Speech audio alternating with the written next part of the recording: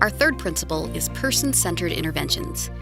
Being person-centered means that we cultivate the ability to look through the disability to see the person, and to recognize, as our first empowerment statement says, that every person is worthy of respect and connection. Being person-centered is the opposite of being staff-centered in our treatment and services. Staff-centered approaches put the program before the person. They often arise from the unspoken belief that the students are too disabled to make decisions for themselves. A person-centered approach can be more challenging, but ultimately, if the student hasn't decided for themselves if a certain goal is what they really want, then ultimately any change won't last and they'll be more likely to fail in the future. Person-centered interventions require a willingness and a desire to recognize and value the humanity and dignity of our students, a willingness to recognize their right to be in charge of their own life. When we are person-centered, we put in the effort to really get to know the student. We model empathy, acceptance, and positive regard. For many students, coming to Scenic View is their first real experience with autonomy, with being allowed and encouraged to make their own decisions. And once they gain a little confidence, our students tend to respond very well to these person-centered approaches. They are happier, more cooperative, and more internally motivated. On the other hand, the staff-centered approach often leads to power struggles, frustrations, and misbehaviors.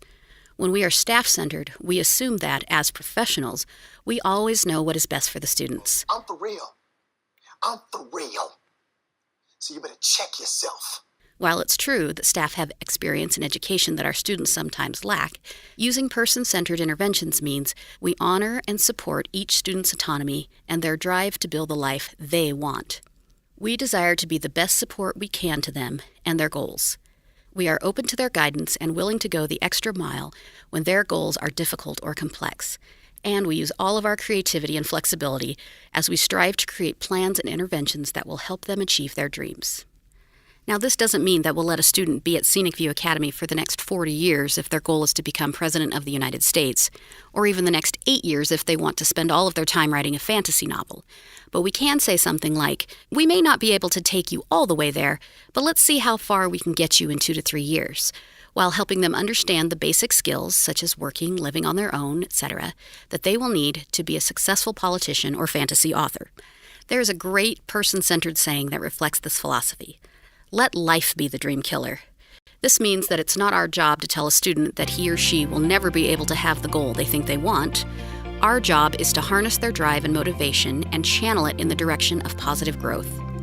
Along the way to their goal, even a goal that we think is wrong, they will benefit from learning the skills we're teaching, and their life experiences at school and work will gradually shape their goals into more realistic ones.